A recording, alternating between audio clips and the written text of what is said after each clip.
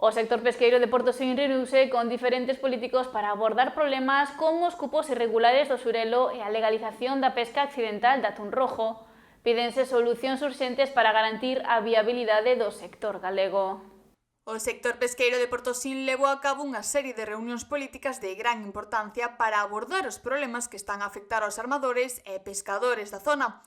O patrón maior da vila, Isaac Gaciño, participou en varios encontros co director xeral de Pesca e representantes de diversos partidos políticos para trasladar as demandas e preocupacións do sector pesqueiro, non só de Portosín, senón de toda Galicia. Bueno, si é verdade que co director general eu xa falara sobre que tiña que vir a falar cos armadores para que das súas bocas pois plantexaran os problemas que temos no noso sector, xa non só en Portosín, senón a nivel Galicia.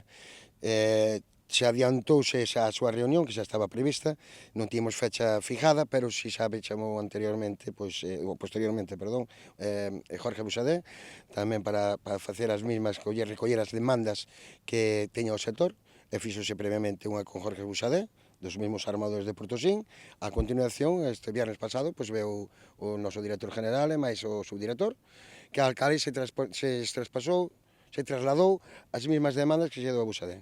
Aínda que a data para a reunión definitiva aínda non está fixada, Gaciño subliñou a importancia de que todos os actores políticos se impliquen na solución das dificultades que está a atravesar o sector pesqueiro. Fundamental que veñan os partidos políticos, os que están gobernando, para que entre todos que sepan das nosas bocas, das bocas dos armadores, as problemáticas que temos, e que entre eles onde teñan que negocialo, pois que se sabendo directamente os problemas que hai, que eles se tomen as determinacións. Un dos temas máis criticados polos armadores foi a irregularidade nos cupos de xurelo, un asunto que está a afectar gravemente aos prezos e á calidade do produto. Gaciño destacou que, en moitas ocasións, a pesca masiva de xurelos sen limitacións adecuadas está a provocar unha baixada nos prezos, que se situaron en cifras que non cubren nin os custos de operación.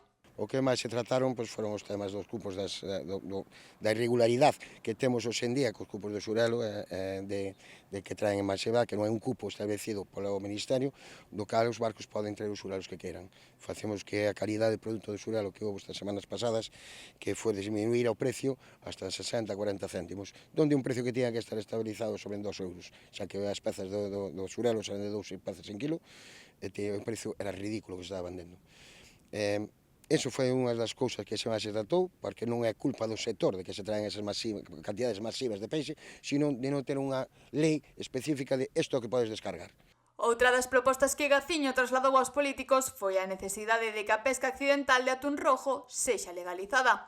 Unha especie que, segundo os pescadores, se converteu nunha especie invasora que, cando chega nas redes de pesca, causa danos nas mesmas e é imposible de comercializar.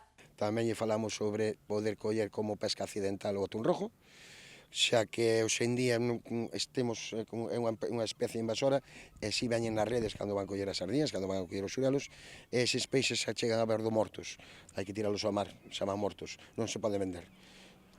A parte de que cando chegan mortos ao querer salir rompen as redes. A proposta de permitir a súa comercialización non só serviría para aproveitar este recurso, senón tamén para cubrir parte dos custos de reparación das redes danadas e das perdas derivadas de non poder vender o peixe. Para Gaciño, estas iniciativas son fundamentais para garantir a viabilidade do sector pesqueiro galego. Sería poder traelos e vendelos. Xa non vamos día pelas calos eles, pero unha vez que veñen nas redes, pois poder vendelos e sufragar os gastos tanto das reparacións das redes que rompen cando queren salir e sufragar tamén pois, os gastos de barco, que tamén sería fundamental. Estas reunións e as propostas presentadas buscan unha solución conxunta para un sector clave na economía galega que se enfronta a retos cada vez maiores. Agora, será fundamental que os gobernos locais e autonómicos traballen conxuntamente para dar resposta ás demandas dos armadores e garantir a súa continuidade.